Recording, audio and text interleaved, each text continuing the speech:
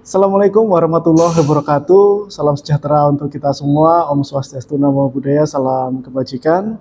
Perkenalkan, saya Hatta Isnaini Wahyu Utomo. Saya dosen tetap program studi hukum di Fakultas Hukum Universitas Yosudarso, Surabaya.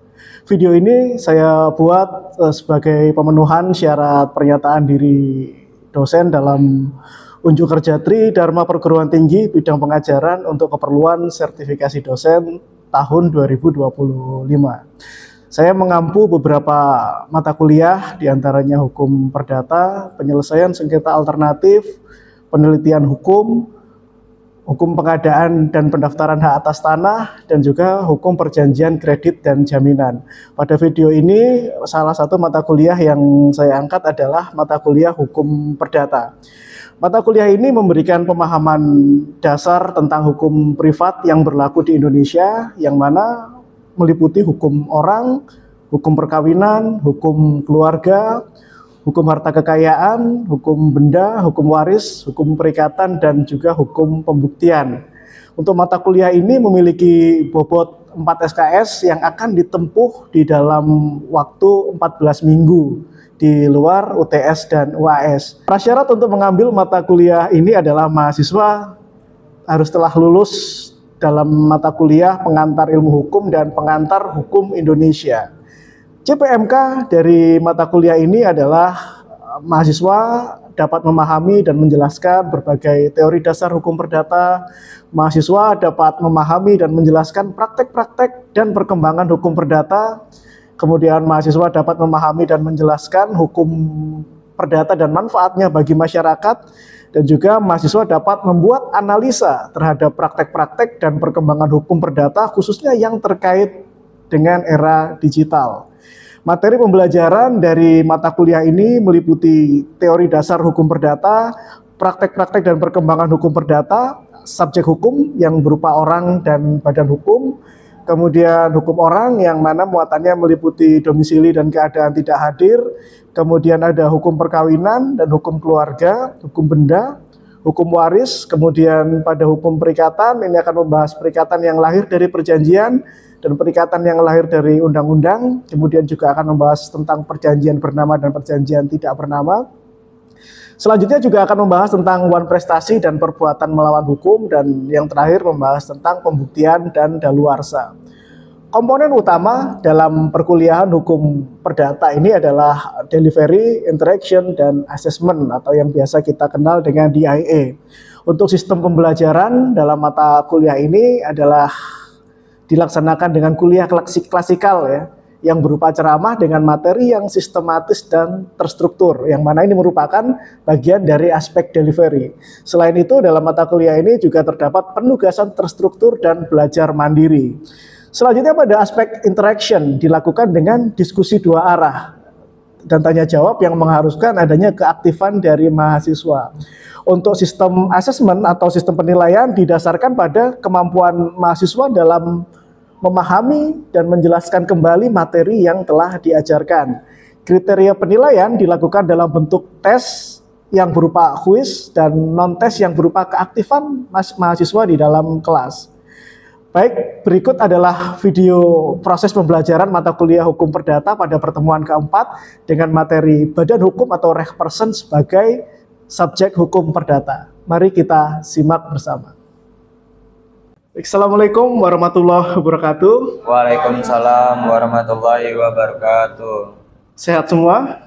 Alhamdulillah baik Pak. Alhamdulillah, ya, hari ini kita masih bisa kumpul lagi di sini, bertemu di sini di perkuliahan lanjutan untuk mata kuliah hukum perdata. Hari ini kita masuk minggu keempat.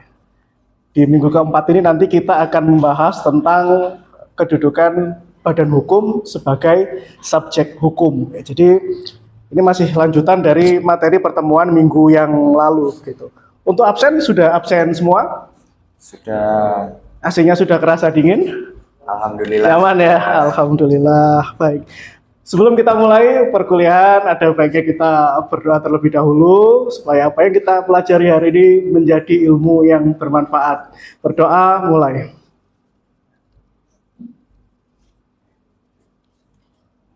selesai. Sedikit mereview pertemuan minggu sebelumnya, yang mana di pertemuan minggu sebelumnya ini kita sudah membahas tentang subjek hukum yang berupa naturalistic person atau orang perorangan. Ada yang masih ingat apa yang dimaksud dengan subjek hukum? Saya Pak, setiap manusia diakui sebagai subjek hukum, yaitu pendukung hak dan kewajiban. Pendukung hak dan kewajiban ya. Jadi subjek hukum ini adalah pendukung hak dan kewajiban yang salah satunya bisa manusia ya, naturalistic person. Dan nanti selain manusia yang akan kita pelajari hari ini adalah subjek hukum yang berupa badan hukum. Mungkin sudah ada yang mendownload materinya dari Siakat dan sedikit membaca ya, sebagai persiapan materi minggu ini gitu. Apa sih yang dimaksud dengan badan hukum ini? Saya Pak. Iya, silakan. Badan hukum sebagai subjek hukum ya. Di sini tertulis itu ada beberapa pendapat dari para ahli yang didefinisikan. Yang pada intinya suatu badan yang di samping manusia atau perorangan naturalistic person itu tadi, yang di dalam hukum juga mempunyai hak-hak dan kewajiban dan kepentingan-kepentingan hukum terhadap orang lain atau badan lain. Oke, baik ya. Jadi ada ini tadi pendapat yang seperti itu, adanya kepentingan. Jadi begini, cerita tentang badan hukum ini ya, namanya manusia, itu kan mereka tidak dapat hidup sendiri. Dia membutuhkan adanya manusia-manusia yang lain untuk saling melengkapi kebutuhannya, begitu ya. Ketika sudah saling berinteraksi, pada akhirnya di dalam bayangan manusia ini muncul, bagaimana kalau kita menciptakan suatu subjek yang lain selain manusia. Jadi di dalam bayangannya ini, bagaimana sih ketika nantinya ini ada subjek lain selain manusia yang bisa diposisikan sebagai suatu subjek hukum ya. Jadi ini nanti yang melatar belakangi lahirnya badan hukum. Di sini ada beberapa pendapat mengenai badan hukum ya. Ada dari Wiryono Projodikoro. Yang dimaksud dengan badan hukum sebagai subjek hukum ini adalah badan di samping manusia perorangan, dia juga bisa dapat bertindak di dalam hukum dan mempunyai hak dan kewajiban. Kemudian ada lagi pendapat dari Subekti yang menyatakan bahwa badan hukum ini pada pokoknya adalah suatu kumpulan yang memiliki hak dan kewajiban dan dapat melakukan perbuatan hukum seperti manusia serta memiliki kekayaan sendiri, dapat menggugat dan digugat di muka pengadilan. Jadi dia bisa bertindak sebagaimana apa yang bisa dilakukan manusia gitu ya. Sama halnya dengan yang bisa dilakukan oleh manusia. Bisa melakukan jual beli, bisa melakukan perbuatan-perbuatan hukum lainnya. Apa yang nggak bisa kira-kira dilakukan? Yang tidak bisa dilakukan cuma kawin. Kalau subjek hukum yang berupa naturalistic person ya, dia bisa kawin nih. Kalau badan hukum nggak bisa. Gitu, itu nanti yang membedakan. Di dalam badan hukum ini, dia dikategorikan sebagai subjek hukum yang sama dengan manusia karena dia bisa mempunyai kekayaan sendiri. Mempunyai kekayaan sendiri, sama-sama sebagai pendukung hak dan kewajiban, dapat menggugat dan digugat di muka pengadilan, ikut serta di dalam lalu lintas hukum dan mempunyai tujuan dan kepentingan. Poinnya adalah kepentingan ya. Namanya manusia, kan yang mendirikan juga manusia nih yang ada di dalamnya. Semua manusia itu mempunyai kepentingan yang berbeda-beda dan tidak mungkin sama satu sama lain gitu ya. Jadi inilah sedikit gambaran tentang badan hukum. Sampai di sini ada yang ditanyakan? Saya Pak. Ya, silakan. Organ tertinggi di dalam badan hukum itu apa Pak?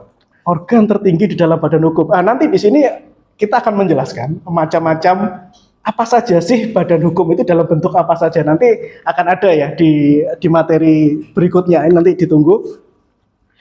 Nah, di sini badan hukum ini adalah pendukung hak dan kewajiban yang tidak berjiwa. Berbeda halnya dengan manusia yang memiliki jiwa, memiliki rasa. Ya. Badan hukum ini tidak berjiwa. Tapi dia bisa bergerak karena ada manusia yang mengendalikan di dalamnya. Dan yang membedakan dengan manusia adalah tidak dapat dan tidak mungkin berkecimpung di dalam lapangan hukum keluarga. Ini yang tadi, seperti mengadakan perkawinan. Ya. Kalau untuk bagian-bagian di dalam lapangan hukum perdata yang lain, badan hukum di sini masih bisa. Ya tidak bisa ya mengadakan perkawinan, melahirkan anak dan lain-lain yang lingkupnya di dalam hukum keluarga. Dan di sini badan hukum ini lahir akibat lahir dari adanya kebutuhan di dalam masyarakat terkait butuh adanya satu subjek hukum yang lain selain non-naturalistic person. Ada beberapa teori tentang badan hukum. Yang pertama ada teori fiksi dari von Savigny. Di sini menyatakan bahwa sebenarnya menurut alam hanya manusialah yang menjadi subjek hukum. Tetapi orang menciptakan dalam bayangannya, ini yang saya sampaikan tadi ya. Jadi orang itu berpikir bahwa seolah-olah ada subjek hukum yang lain selain manusia itu sendiri. Kemudian ada juga teori organ dari Otto van Guericke. Ini menyatakan bahwa badan hukum itu bukan suatu yang abstrak, tapi dia benar-benar ada, dia real. Di badan hukum itu adalah organ yang real dan menjadi kolektivitas terlepas dari individu. Nah, nanti di sini kita akan lihat adanya pertanggungjawaban yang terpisah antara orang yang ada di dalam badan hukum itu dengan badan hukum itu sendiri. Kemudian ada juga teori dari Prince tentang teori kekayaan bertujuan. Jadi badan hukum merupakan kekayaan yang bukan merupakan kekayaan perseorangan. Ini yang di awal tadi kita lihat bahwa badan hukum itu bisa mempunyai kekayaannya sendiri. Dan itu terlepas dari kekayaan orang yang ada di dalamnya. Dan di sini tetapi dia terikat pada tujuan tertentu. Ketika badan hukum tadi mempunyai kekayaan, kekayaannya ini nanti fungsinya untuk apa? Untuk dikembangkan, untuk memperoleh keuntungan yang sebesar-besarnya kah? Atau kekayaannya ini dipergunakan untuk misi-misi yang sosial atau non-profit, itu nanti akan menentukan badan hukum yang mana yang dipilih ketika seseorang itu mau mendirikan badan hukum. Kemudian ada juga teori kekayaan bersama dari Van Shearing yang menganggap badan hukum ini sebagai kumpulan manusia. Kumpulan manusia, di situ ada kumpulan kepentingan. Jadi kepentingan di sini bukan hanya kepentingan satu orang, tetapi semua yang ada di dalam badan hukum tersebut. Jadi di sini kepentingannya ini adalah kepentingan bersama. Begitu. Kemudian ada juga teori kenyataan yuridis dari Majors dan Paul Scholten yang menyatakan bahwa badan hukum ini adalah suatu realita konkret, real, walaupun tidak dapat diraba ya. Berbeda ya sama uang ya. Kalau uang bisa dilihat, diraba, diterawang begitu ya. Kalau badan hukum di sini tidak dapat, meskipun tidak dapat diraba, tapi dia bukan khayal ya. Dia merupakan kenyataan yuridis yang pada akhirnya mempersamakan badan hukum dengan subjek yang berupa manusia. Meskipun di dalam pendapat dari Majors dan Paul Scholten ini dibatasi bahwa dia hanya terbatas di dalam bidang hukum saja. Baik, saya terlalu cepat atau tidak menjelaskannya? Tidak, Pak. Bisa dipahami ya sampai sini ya? Baik, saya lanjutkan. Selanjutnya unsur-unsur badan hukum. Ada beberapa unsur di dalam badan hukum. Yang pertama ada harta kekayaan yang terpisah. Ini yang tadi di awal juga kita sudah bahas. Kemudian ada tujuan tertentu, mempunyai kepentingan sendiri, adanya organisasi yang teratur, dan prosedur pendiriannya diatur dengan undang-undang. Nah, ini yang membedakan nantinya dengan badan-badan usaha. Karena nanti kita akan mengklasifikasikan ada yang namanya badan hukum, ada yang namanya badan usaha. Nah, badan hukum ini nanti ada yang berbentuk profit oriented, ada yang berbentuk non profit oriented. Ada juga nanti istilahnya badan usaha yang berbadan hukum. Jadi materi yang akan kita pelajari ini masih sangat luas dan panjang ya. Adapun klasifikasi badan hukum menurut eksistensinya, ada badan hukum yang dibentuk oleh pemerintah. Pernah tahu BUMN? Ya. BUMN ada yang berbentuk perum, ada yang berbentuk persero, begitu ya. Ada yang dia tunduk kepada hukum perseroan, ada yang lahirnya karena ditentukan oleh peraturan perundang-undangan. Kemudian ada juga badan hukum yang diakui oleh pemerintah yang tujuannya di sini untuk melakukan kegiatan usaha ya, atau yang profit oriented ya, atau badan usaha berbadan hukum. Nanti akan ada bentuknya ini. Ada koperasi, ada PT. PT sudah sering ini ya, sudah familiar ya untuk PT. Kemudian ada juga badan hukum yang dia bersifat ideal. Dia ya bersifat filantropis. Jadi dia hadir tetapi tidak untuk mencari keuntungan. Dia menjalankan misi sosial, keagamaan, kemanusiaan. Ini yang disebut dengan badan hukum non-profit oriented atau badan hukum non-badan usaha. Apa contohnya? Yayasan. Yayasan ya, yayasan dan perkumpulan ya. Kemudian dari pembagiannya, dari wewenang hukum yang diberikan kepada badan hukum tersebut. Jadi ada badan hukum yang berupa badan hukum publik dan ada badan hukum yang berupa badan hukum privat. Nah, nanti ini kita akan lihat bedanya di sini. Kita mulai dari badan hukum privat. Ini tadi ada yang menanyakan, organ tertingginya yang mana? Di dalam badan hukum itu tadi. Nah, di dalam badan hukum ini masing-masing memiliki ciri sendiri, memiliki karakter sendiri, dan organ tertingginya beda, masing-masing ini berbeda ya. Kita lihat terlebih dahulu, kita spill dulu ya, bahasa kekiniannya spill gitu, tentang perseroan terbatas. Pada saat ini untuk perseroan terbatas dia diatur di dalam Undang-Undang Nomor 40 Tahun 2007 tentang perseroan terbatas, dan ada juga perubahannya yang termuat di dalam Undang-Undang Cipta Kerja. Nah, di dalam perseroan terbatas ini mereka memiliki organ di dalamnya. Organnya ada rapat umum pemegang saham, ada direksi, dan ada komisaris. Yang tertinggi yang mana? Kalau untuk perseroan terbatas yang tertinggi adalah rapat umum pemegang saham. Nanti kita akan sama-sama pelajari fungsi dari masing-masing organ. Selanjutnya badan hukum yang berupa koperasi. Koperasi ini memiliki organ yang berupa rapat anggota, pengurus, dan pengawas. Kemudian yayasan. Yayasan diatur di dalam Undang-Undang 16 tahun 2001 yang diubah dengan Undang-Undang Nomor 28 tahun 2004. Di dalam yayasan ini ada organ yang namanya rapat pembina, pengurus, dan pengawas. Nah, satu lagi badan hukum adalah perkumpulan. Perkumpulan ya. Kalau perkumpulan di sini dia belum punya undang-undang yang mengatur perkumpulan ini secara khusus, seperti PT, yayasan, koperasi. Tadi masing-masing sudah mempunyai undang-undang yang mengatur itu secara khusus ya. Untuk perkumpulan dia masih menggunakan undang-undang peninggalan zaman kolonial, yaitu yang diatur dalam Stadsblad 1870 nomor 64. Memang di tahun 2013 sempat ada ya undang-undang ormas ya, tapi belum secara keseluruhan mencakup pengaturan tentang perkumpulan ini. Nah, di dalam perkumpulan organ yang memiliki kedudukan tertinggi adalah rapat anggota. Ada juga pengurus dan pengawas. Nah, kita lihat di sini ya, seperti yang ditanyakan tadi bahwa masing-masing badan hukum ini memiliki karakteristiknya sendiri. Untuk perseroan terbatas dan koperasi, ini adalah merupakan badan hukum yang sifatnya profit oriented, atau dia hadir untuk mencari keuntungan. Kalau tadi kita kaitkan dengan teori kekayaan bertujuan, ya, kekayaan yang dimiliki oleh perseroan terbatas dan koperasi ini ditujukan untuk dijadikan modal untuk memperoleh kekayaan yang lebih besar, untuk memperoleh keuntungan yang lebih besar. Tujuan dari dibentuknya badan hukum ini adalah untuk mencari keuntungan. Bedanya di mana?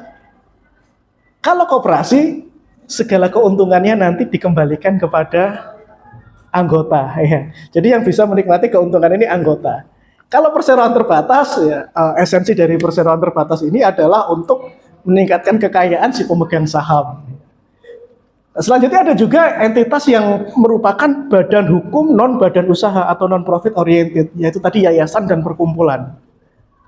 Jadi kalau dikaitkan lagi dengan teori kekayaan bertujuan tadi, mereka punya kekayaan, tetapi tidak ditujukan untuk memperkaya pendiri-pendirinya. Boleh melakukan kegiatan usaha dengan batasan tertentu, yang mana segala keuntungan dari kegiatan usahanya nanti dikembalikan untuk menghidupi badan hukumnya itu sendiri. Yayasan boleh melakukan kegiatan usaha dengan batasan tertentu yang diatur dalam undang-undang yayasan. Tapi ketika mendapat kekayaan tadi harus dipergunakan untuk menghidupi yayasan itu lagi.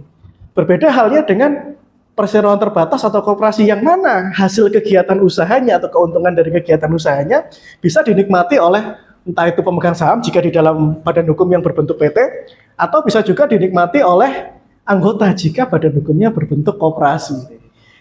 Nah, dari organ-organ di dalam badan hukum ini yang bisa kita lihat tadi, masing-masing punya berapa organ?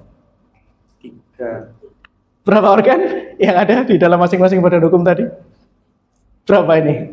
3. 3 ya, semua 3. Masing-masing ada suatu organ yang memiliki kedudukan tertinggi, ada organ yang menggerakkan dan ada organ yang bersifat melakukan pengawasan. Ya. Jadi yang menggerakkan adalah, kalau di dalam PT mana yang menggerakkan? Komisaris. Oh, direksi. Direksi ya. Direksi yang menggerakkan ya. Direksi ini dijabat di dalamnya ada yang namanya direktur. Kemudian pengawasannya dilakukan oleh dewan komisaris. Jadi ada organ yang dia menggerakkan, ada organ yang bersifat mengawasi. Ya ini ya, ada yang menggerakkan, ada yang mengawasi. Kenapa diatur demikian?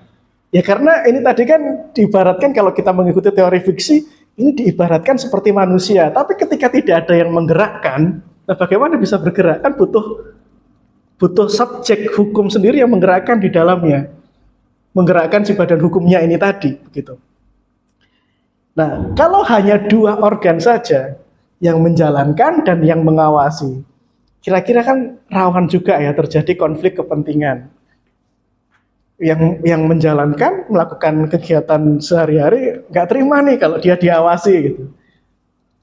Atau terjadi konflik apalah gitu. Sehingga untuk menghindari gitu, tidak selesainya konflik-konflik yang semacam itu, dihadirkanlah organ di dalam badan hukum itu yang dia memiliki kedudukan tertinggi. Yaitu kalau di dalam PT ada rapat umum pemegang saham. Kalau di yayasan ada pembina. Kalau di koperasi dan perkumpulan ada rapat anggota. Ya, jadi ada yang menjalankan, ada yang mengawasi, dan ada yang memiliki kedudukan tertinggi. Yang mana untuk organ tertinggi ini mereka mempunyai kewenangan, yang kewenangan itu tidak dilimpahkan kepada organ lain. Ya, jadi seperti itu. Sampai sini ada yang ditanyakan? Tidak. Selanjutnya ada badan hukum ya, yang bernuansa publik.